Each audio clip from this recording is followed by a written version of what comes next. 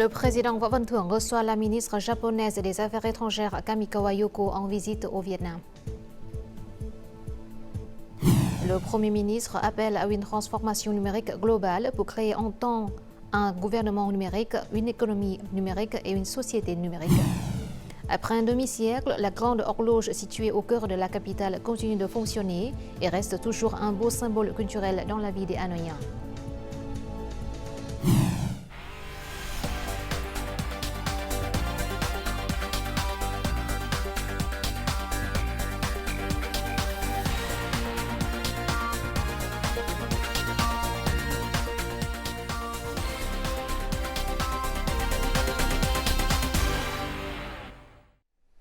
Mesdames, Messieurs, bonjour. Merci d'être avec nous dans cette nouvelle édition du Journal francophone. Le Japon est un partenaire de première importance du Vietnam. C'est ce qu'a affirmé le président Võ Văn Thưởng en recevant aujourd'hui à Hanoï la ministre des Affaires étrangères japonaise Kamikawa Yoko. Selon lui, il est essentiel de renforcer la confiance politique, de dynamiser les échanges commerciaux, d'investir dans la formation des ressources humaines qualifiées, de stimuler la coopération décentralisée. De son côté, la ministre Kamikawa Yoko a suggéré aux deux pays d'explorer la coopération dans de nouveaux domaines tels que la croissance verte et la transition numérique. Elle souhaite aussi que les deux pays coopèrent plus étroitement au sein des tribunes multilatérales. Aujourd'hui, le 10 octobre, a eu lieu la Journée nationale de la transformation numérique 2023. Le Premier ministre Phạm Minh Chính, également président du Comité national de la transformation numérique, a assisté aujourd'hui à un programme ayant pour thème « Exploitation des données numériques pour créer de la valeur ». Réitérant les objectifs du Programme national de transformation numérique jusqu'en 2025. Avec vision pour 2030, le Premier ministre a souligné que ce processus implique l'ensemble du peuple, toute la société et tout le système politique. Le gouvernement vietnamien est déterminé à développer simultanément un gouvernement numérique, une économie numérique et une société numérique, et de créer des entreprises technologiques compétitives sur la scène mondiale. Selon le Premier ministre, le gouvernement place toujours les citoyens et les entreprises au cœur de la transformation numérique pour qu'ils puissent bénéficier des services publics améliorés, de commodités sociales plus pratiques, rapides et efficaces. La stratégie de la transformation numérique nationale fixe pour objectif que d'ici 2025, l'économie numérique représentera 20% du PIB et 30% d'ici 2030. Les startups innovantes jouent un rôle de plus en plus important dans le processus national de transformation numérique. Cependant, pour que ces entreprises se développent durablement, des politiques de soutien efficaces sont nécessaires. Tout de suite, les détails.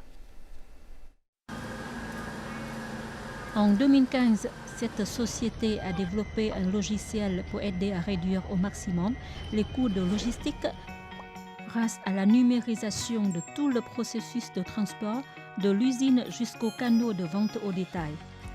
Cette technologie Make in Vietnam est actuellement appliquée par de nombreuses entreprises nationales et sur les marchés étrangers comme l'Indonésie ou Singapour.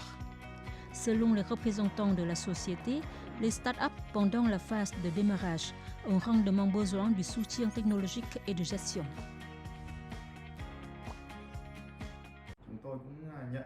Nous avons reçu un soutien efficace de la part des ministères au cours de la première phase. Plus précisément, dans le cadre du projet 844 visant à développer un écosystème national de start-up, des experts finlandais et vietnamiens nous ont fourni des conseils en termes de gestion et de financement. Les ministères nous ont aidés à développer nos réseaux et à promouvoir nos produits à l'étranger. Selon le rapport mondial sur l'entrepreneuriat 2023, le Vietnam conserve sa position de leader en termes d'indice de l'entrepreneuriat. Dans le rapport Global Innovation Index 2023, le Vietnam est classé 46e sur 132 pays, soit une hausse de 20 places par rapport à 2013. La résolution 52 du Politburo évoque la participation proactive à la 4e révolution industrielle. Cela fait preuve d'une très grande détermination du parti. Immédiatement, le gouvernement a publié des programmes nationaux de transformation numérique, puis des stratégies de développement de l'économie et de la société numérique. Le Vietnam compte actuellement environ 73 000 entreprises opérant dans le secteur de l'informatique. Selon les experts, de nombreuses circulaires et réglementations actuelles n'ont pas suivi le développement des startups innovantes. Nous rencontrons des problèmes dans le stockage des informations et des données. Nous avons besoin de politiques et de lois plus spécifiques, après des dialogues entre le gouvernement, les entreprises et les experts dans ce domaine. Le cycle de vie de la technologie est très court. Le problème est que la plupart des projets technologiques et numériques s'inscrivent dans le cadre général des projets d'investissement. Ainsi, lorsque le processus entier est retardé, la technologie de l'information ne peut pas suivre le rythme. Dans le contexte où le Vietnam promeut la transformation verte et numérique, les experts affirment que le gouvernement doit construire un nouveau cadre juridique avec des changements flexibles pour répondre aux exigences spécifiques de l'environnement des startups au Vietnam.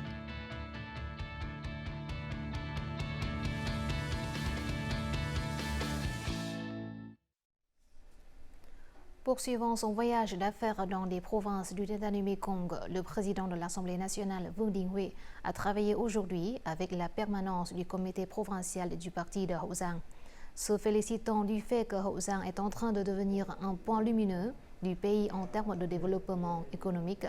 Le chef de l'Assemblée nationale a demandé à la province d'achever de toute urgence la soumission pour approbation de la planification provinciale pour la période 2021-2030, avec une vision jusqu'en 2050. La province devrait promouvoir ses avantages et ses produits agricoles typiques tout en se concentrant sur la formation d'une chaîne d'approvisionnement régionale, commune en produits agricoles. Concernant la circulation, Vương Đình Huệ a convenu que la province devait mettre en œuvre des projets clés, accélérer les investissements dans les infrastructures, en particulier le trafic dans le delta du Mekong. Les exportations et la reprise de la consommation intérieure seront les deux principaux moteurs qui permettront au PIB vietnamien d'atteindre 6,3% en 2024, selon les experts de la banque HSBC. Selon les statistiques, la valeur des exportations en septembre a atteint plus de 31,4 milliards de dollars, en baisse d'environ 4% par rapport au mois précédent. Au total, sur 9 mois, les exportations ont rapporté près de 260 milliards de dollars. Pour l'année 2023, HSBC prévoit que le PIB vietnamien augmenterait d'environ 5%. Une percée au cours des 3 derniers mois de l'année est peu probable. Pour l'année 2024, le taux de croissance prévu de 6,3% est le plus élevé parmi les prévisions avancées par les organisations internationales. Au cours des 9 premiers mois de 2023, les échanges commerciaux entre le Vietnam et la Chine ont atteint environ 120 milliards de dollars. La Chine est le premier partenaire commercial du Vietnam à franchir la barre des 100 milliards de dollars de chiffre d'affaires cette année. Ce résultat est en partie dû aux efforts déployés par les deux pays pour connecter les infrastructures logistiques et diversifier les modes de transport, ce qui permet de mieux répondre aux besoins d'import-export entre le Vietnam et la Chine. Cette entreprise prépare en ce moment les commandes d'exportation vers la Chine pour les vacances du Nouvel An lunaire 2024. 100% des produits sont expédiés directement par voie maritime vers les ports intérieurs chinois. La Chine compte de nombreux petits et grands ports maritimes. Ainsi, les entreprises vietnamiennes d'import-export peuvent utiliser le transport maritime pour expédier leurs marchandises vers la Chine.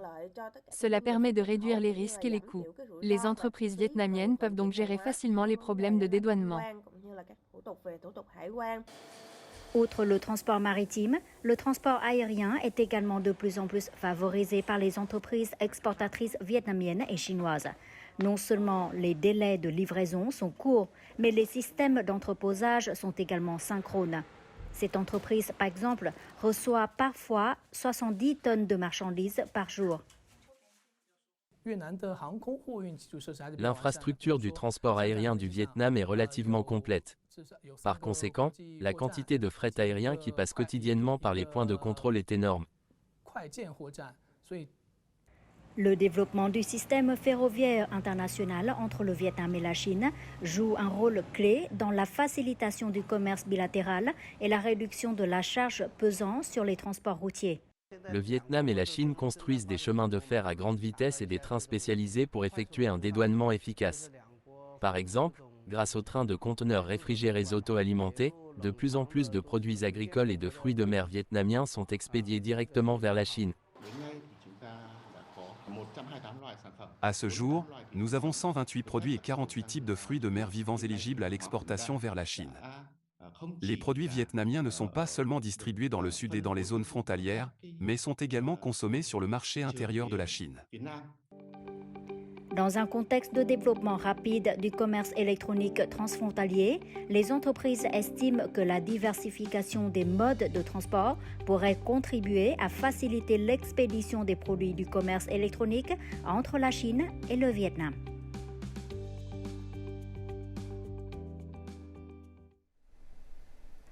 Notre journal continue avec les taux de change et l'indice de la bourse du Vietnam.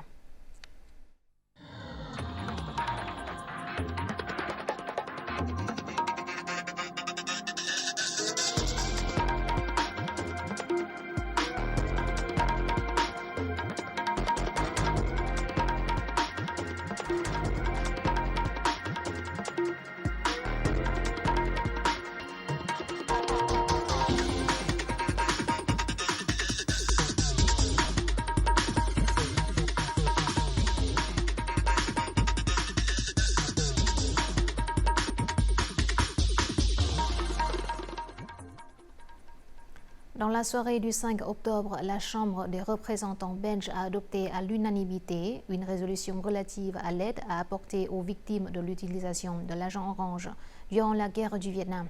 Cet événement marque une nouvelle étape dans la quête de justice pour les victimes vietnamiennes de l'agent orange. Nous en saurons plus. Le 6 octobre, le député fédéral belge André Flao a publié une annonce sur sa page Facebook personnelle avec le contenu suivant. La résolution que j'ai soumise pour venir en aide aux victimes de l'agent orange, le terrible poison utilisé par l'armée américaine pendant la guerre du Vietnam, a été adoptée à l'unanimité par la Chambre des représentants.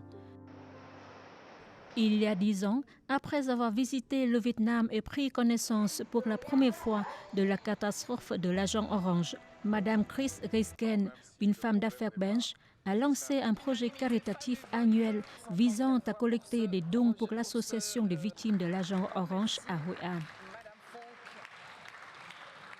C'est une excellente nouvelle et un grand encouragement spirituel pour les victimes vietnamiennes de l'agent orange.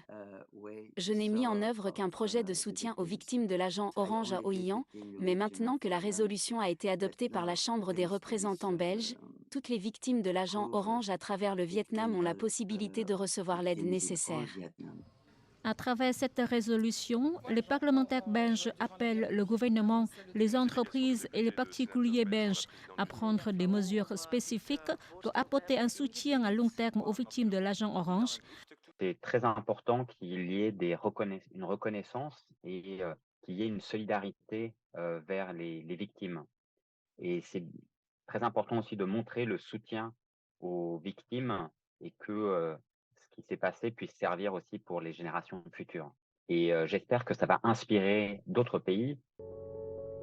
L'adoption de la résolution est le résultat d'un processus de consultation approfondie auprès des organisations et des individus concernés, dont Mme Chen Tonga, plaignante dans le procès contre les entreprises chimiques américaines et qui exige une indemnisation pour les victimes vietnamiennes de l'agent orange. Après avoir été adoptée par la Chambre des représentants, cette résolution doit également être présentée au Sénat et approuvée pour devenir officielle. Cela aidera mon procès, qui sera bientôt porté devant la Cour d'appel. L'adoption de cette résolution m'a donné la force de poursuivre ma cause jusqu'au bout. J'espère que ce procès aboutira à une conclusion dans cette longue lutte. L'adoption de cette résolution par la Chambre des représentants belges prouve une fois de plus l'amitié entre les peuples belges et vietnamiens. Nous espérons que cela créera une base permettant aux entreprises et aux citoyens belges de soutenir et d'aider le Vietnam à surmonter les graves conséquences de la guerre chimique sur l'environnement écologique et la santé humaine. Nous espérons également qu'il y aura un grand soutien de la part des gens du monde entier pour aider le Vietnam à mieux soigner les victimes de l'agent orange dioxine. Pour la première fois, un parlement en Europe a adopté une résolution publique soutenant les victimes vietnamiennes de l'agent orange, ce qui montre l'inquiétude croissante de la communauté internationale face à la catastrophe de l'agent orange et au parcours des victimes pour obtenir justice.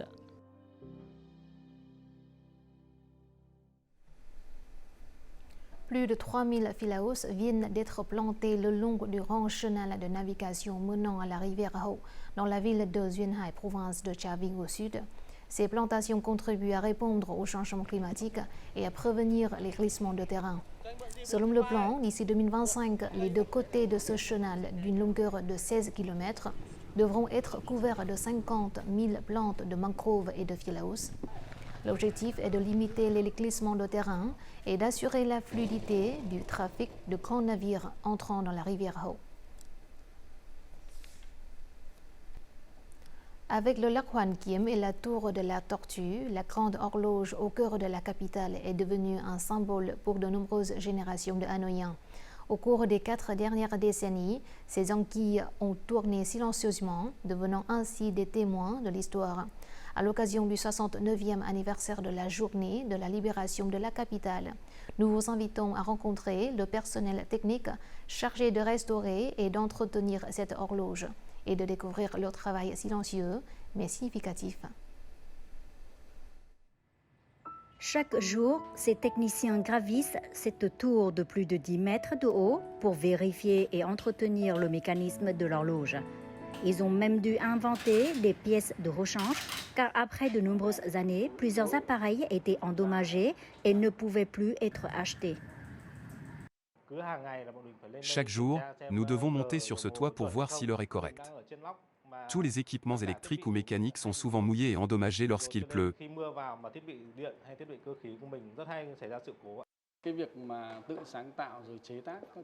Les composants électroniques datant des années 80 tombent facilement en panne. Nous sommes obligés de réfléchir à la manière de les remplacer par des composants électroniques modernes. Quelle que soit la météo, le personnel technique s'efforce toujours de maintenir la précision et de préserver l'horloge. Cette tour de l'horloge a été construite en 1976 et mise en service pour la première fois le 2 septembre 1978. Elle conserve son design original. Tous les jours, nous y montons 3 fois pour assurer le fonctionnement de l'horloge. Au cours des 45 dernières années, l'image de la tour de l'horloge est devenue familière à de nombreuses générations de Hanoïens. Jusqu'à maintenant, chaque fois que ma montre se dérègle, je viens ici regarder l'heure sur la tour de l'horloge et pour régler l'heure sur ma montre.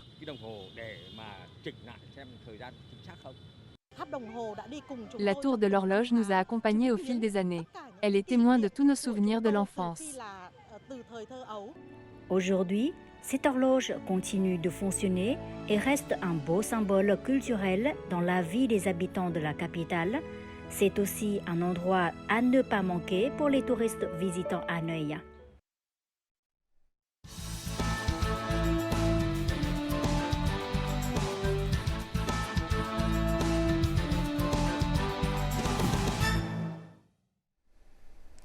Fishman, Marshall, Taylor, Yamaha, ESP ou Elixir, autant de noms qui sonnent agréablement aux oreilles des amateurs d'instruments de musique. Mais avez-vous entendu de la marque Baden? Il s'agit d'une marque 100% made in Vietnam qui produit la plupart des guitares vendues actuellement au Vietnam.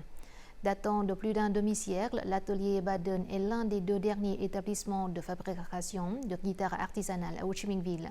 Nous le découvrons tout de suite. L'atelier de guitare Baden est situé dans le district de Binh Cheng, à environ 20 km du centre d'Ho Chi Minh Ville. L'atelier porte le nom de son fondateur, M. Baden. Il a transmis le métier de luthier à ses 7 enfants. La fabrication d'une guitare doit passer par de nombreuses étapes extrêmement méticuleuses et minutieuses, exigeant non seulement une grande habileté, mais aussi de la patience et la passion de l'artisan pour son métier. Le bois importé doit être soigneusement traité pour atteindre un certain niveau d'humidité. Il est ensuite utilisé pour fabriquer des moules et des ponts de jantes intérieures. La surface de la guitare doit être lisse avec suffisamment d'épaisseur pour produire le son requis. L'instrument semble très simple à première vue, mais chaque étape de fabrication demande beaucoup de minutie. Par exemple, si vous voulez fabriquer une belle guitare, vous devez façonner le cadre de la guitare pour la rendre ronde. La surface de l'instrument doit être brillante, lisse et plane.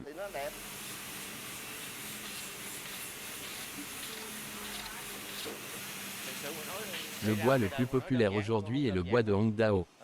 La surface de l'instrument doit être en bois de pin. Les touches peuvent être en bois noir, en ébène ou en bois d'encre. En effet, fabriquer une guitare n'est pas simple. De la préparation du matériau en bois à son tri en passant par son séchage, cela demande beaucoup d'efforts. Il y a 30 étapes au total. Chaque guitare se compose de 2 parties, le manche et le corps.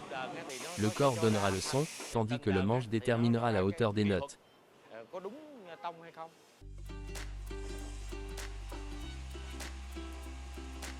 Sur un cadre existant, le fabricant doit insérer des barres de bois pour former le corps de la guitare, qui est la partie qui diffuse le son. Ensuite, il utilise une colle spéciale pour fixer les pièces ensemble. Après 30 minutes de séchage, il utilise un marteau pour retirer le corps de la guitare du moule. L'artiste prend ensuite 2 planches de bois préparées pour sceller l'avant et l'arrière du corps de la guitare. Cette pièce de bois a été préalablement rabotée, ciselée et modelée. Après cela, l'artiste enroule du fil de fer autour de la table d'harmonie pour sécuriser les joints. L'étape suivante consiste à utiliser des machines et des opérations manuelles pour lisser et aplatir les saillies et les zones concaves de la table d'harmonie. La manche de la guitare a été réalisée à l'avance dès la préparation. À ce stade, l'artiste n'a qu'à utiliser une règle, un marteau et des clous pour fixer le manche de la guitare au corps. La chose la plus importante pendant le processus de montage est de maintenir le manche sur une surface absolument plane afin de créer les meilleures conditions pour le cordage. Après avoir fixé le manche, le fabricant doit à nouveau redresser et embellir le manche avant de passer à l'étape de fixation des frettes.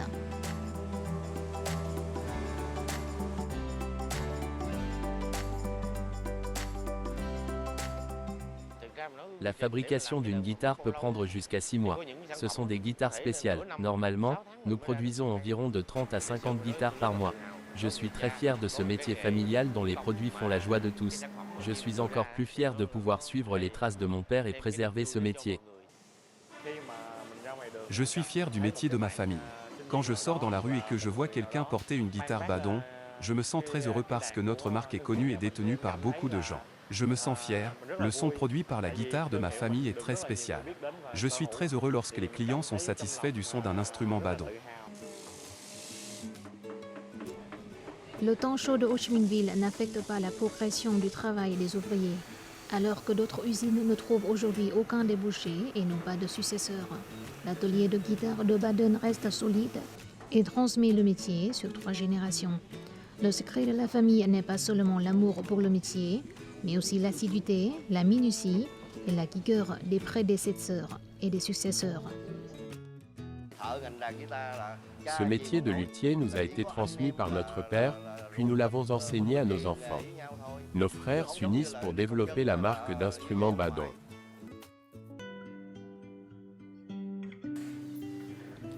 Le prix de chaque instrument varie de 500 000 à plusieurs dizaines de millions de dong. Outre la joie de conserver le métier traditionnel et de créer des emplois pour des centaines d'autres travailleurs, l'atelier d'instruments de Baden est réellement un lieu pour ceux qui apprécient les valeurs culturelles traditionnelles. Chaque guitare a sa propre forme et son propre son. Il n'y en a pas 2 identiques. À travers 3 générations, les artisans de la fabrique de guitares à Baden continuent à apporter ces magnifiques sons aux mélomanes.